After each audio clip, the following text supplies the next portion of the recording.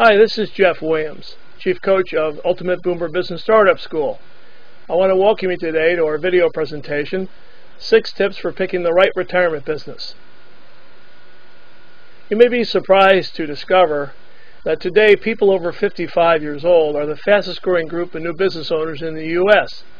And over 52% of all small businesses in the United States are owned by someone over age 50. Why is this happening? Well, one big reason is that 3 out of 4 people over age 55 tell surveyors that they want to keep working well into their 60s. But due to massive downsizing in the corporate world, forced early retirements, and just the regular retirements of people approaching 60, there's less and less chance that those of us over age 60 are going to be able to continue working in a corporate job. So starting and running one's own business or some other entrepreneurial opportunity makes for a very attractive alternative. There are many business opportunities around you, but you need to be very clear on what you want and don't want when selecting a retirement business. You're going to be investing a good amount of time and some money in whatever business you choose. And after being under a lot of stress in the corporate world for 25 or 30 years, the last thing you want is a business that's not fulfilling. So we strongly urge that you start with something you truly love doing and see if you can develop it into a money-making business. Let's take a look at 6 tips that will help assure that you find just the right retirement business before you start to invest your time and money. Key number 1, look for a business whose work will truly engage you. It's key here that you start with a work activity that you really enjoy doing or a passion that you've had in life for quite a long time, and to build a business around something you enjoy doing every day. This way you really won't feel like you're working. Key number 2, you need to understand the financial risks and rewards of the potential business that you're looking at.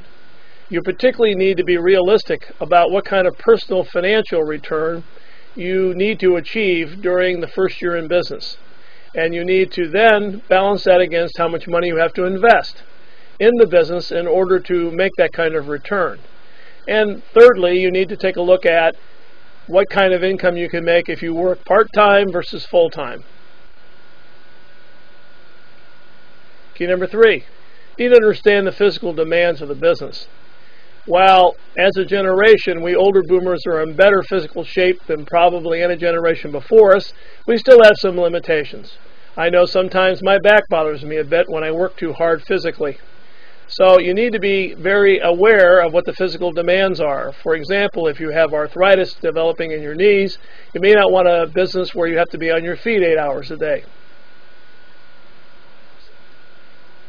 Key number 4, you need to think about the flow of day-to-day work and the kind of business that you're considering. If you really prefer doing work by yourself away from people, that's great, but you need to make sure that your kind of business adapts itself to that. On the other hand, if you're the kind of person who likes to be out and around, having lunch with your friends, going to Chamber of Commerce meetings, you can accommodate that too in the business you choose. You just need to be aware of that before you go too far in your selection. Key number 5, you need to think about how you feel about technology. Now, many of us in our late 50s and early 60s have some familiarity with the internet and certainly use email regularly. We also probably know how to type a letter in Microsoft Word and perhaps know how to copy documents from the internet. But some businesses require technology way beyond that. For example, the Ultimate Boomer Business Startup School requires that I have pretty advanced knowledge on how to use computer software, online services, social media, and other evolving technologies.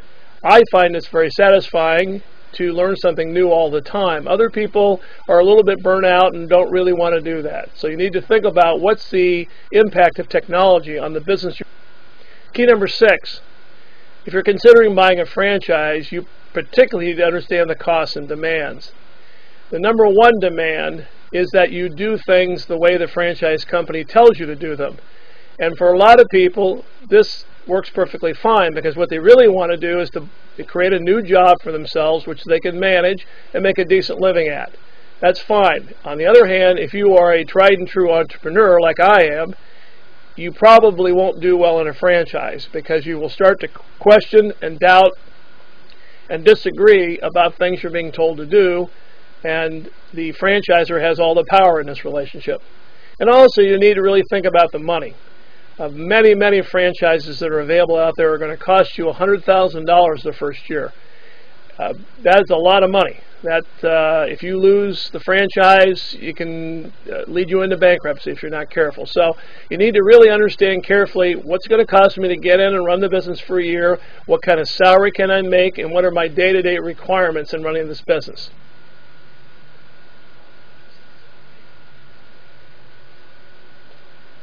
Well, I'm very pleased to conclude our video presentation today with an offer, a free offer.